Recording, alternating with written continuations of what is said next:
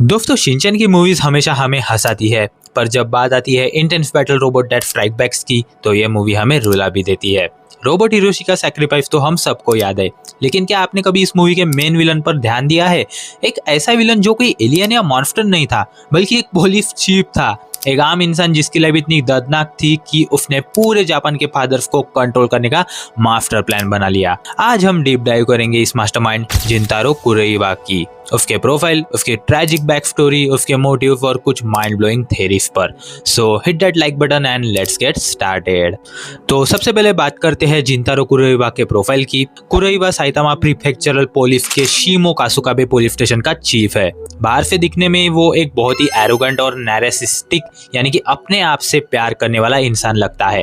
उसके ऑफिस में हर जगह मिरर्स लगे हुए हैं क्योंकि उसे अपना चेहरा देखना बहुत पसंद है। वो अपनी जूनियर फीमेल पुलिस ऑफिसर दानदानबारा तेरुयो को हमेशा मॉक करता रहता है और उसे अजीब अजीब निकनेम्स से बुलाता है।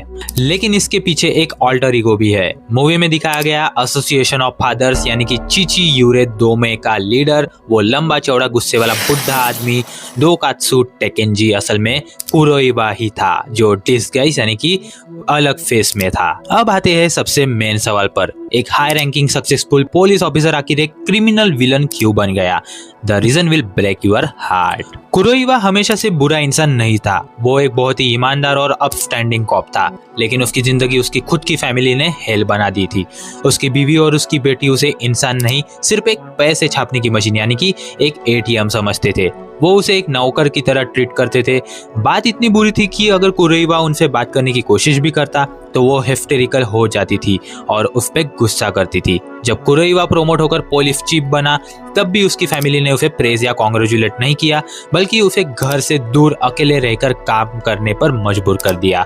इस मेंटल अब्यूज और अकेलेपन ने एक अच्छे इंसान को अंदर से पूरी तरह तोड़ दिया और इस पेन ने जन्म दिया उसके डेंजरस मोटिव को। कुरोइवा ने नोटिस किया कि मॉडर्न सोसाइटी में फादर्स की कोई इज्जत नहीं बची है, उन्हें सिर्फ काम करने वाला रोबोट समझा जाता है।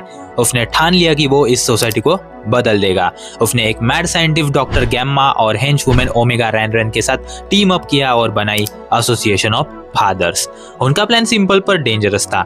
वीक फादर्स को किडनैप करो, उनकी मेमोरीज को एक स्ट्रॉन्ग, अग्रेसिव और डोमिनेंट रोबोट में कॉपी करो और फिर उन रोबोट्स को वापस उनके घर भेज दो। रोबोट हिरोशी इसी एक्सपेरिमेंट का हिस्सा था। उसने रोबोट हिरोशी पर एक मस्टैचे यानी कि मूंछ वाला ब्रेन वॉशिंग डिवाइस लगाया ताकि वो एक टिपिकल स्ट्रिक्ट और गुस्से वाला फादर बन जाए जो औरतों और बच्चों पर रूल करे। अब जानते हैं कुरोइवा के बारे में कुछ ऐसे फैक्ट्स जो शायद आपने मिस कर दिए होंगे। तो सबसे पहला फैक्ट है कि कुरोइवा दिखने में अपने 20s का लगता है, पर असल में वो हिरोशी से भी बड़ा है। उसकी एक टीनेज बेटी है, इसका मतलब है कि वो एक टीनेज फादर रहा होगा जिसने बहुत छोटी उम्र में फैमिली की रिस्पॉन्सिबिलिटीज उठा ली थी। अगला फैक्ट है द आयरनी। कुरोइवा की फैमिली उसे लिटरली एक रोबोट की तरह ट्रीट करती थी जो सिर्फ उनके लिए काम करता था, और अपना बदला लेने के लिए उसने क्या किया? उसने लिटरली दूसरे फादर्स को रोबोट में कन्वर्ट कर दिया।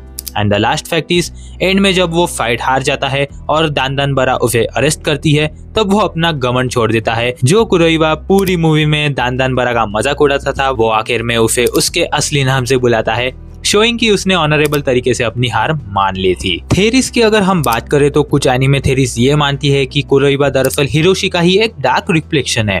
जापान में सैलरीमैन कल्चर बहुत टॉक्सिक है, जहां मर्द दिन रात काम करते हैं।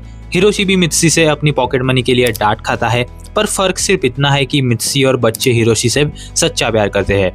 अगर हिरोशी की फैमिली भी उसकी परवाह नहीं करती तो शायद हिरोशी भी फ्यूचर में चलकर कुरोइवा जैसा साइकोपैथ बन जाता। कुरोइवा बेसिकली रिप्रेजेंट करता है उन सारे फादर्स के साइलेंट पेन को जिन्हें उनके अपने घर में ही पराया कर दिया गया हो। एंड में कुरोइवा एक बहुत ही ट्रैजिक विलन था। उसके तरीके गलत थे, किडनैपिंग, मर्डर अटेम्प्ट, लेकिन उसका दर्द एकदम असली था। मूवी के क्लाइमैक्स में शिनचैन उसे एक बहुत सिंपल पर डीप लाइन बोलता है, यू आर अनकूल। शिनोसुके उसे याद दिलाता है कि अपनी फैमिली की प्रॉब्लम उसे खुद सॉल्व करनी चाहिए थी, ना कि पूरी दुनिया से बदला लेना चाहिए था। ये सुनकर कुरोइवा अंदर से हिल जाता है। तो दोस्तों, आपका क्या कहना है इस विलन के बारे में? क्या आपको कुरोइवा के लिए बुरा लगता है या आपको लगता है कि उसको उसके किए की सही सजा मिली? मुझे कमेंट्स में ज़रूर बताना। अगर आपको ये वीडियो पसंद आई तो इस वीडियो को एक लाइक ज़रूर कर देना, अपने एनिमे लविंग दोस्तों के साथ शेयर करना और चैनल को सब्सक्राइब करना मत भूलना। मिलते हैं ऐसी ही एक और ऑसम वीडियो में, तब तक के लिए पीस आउट।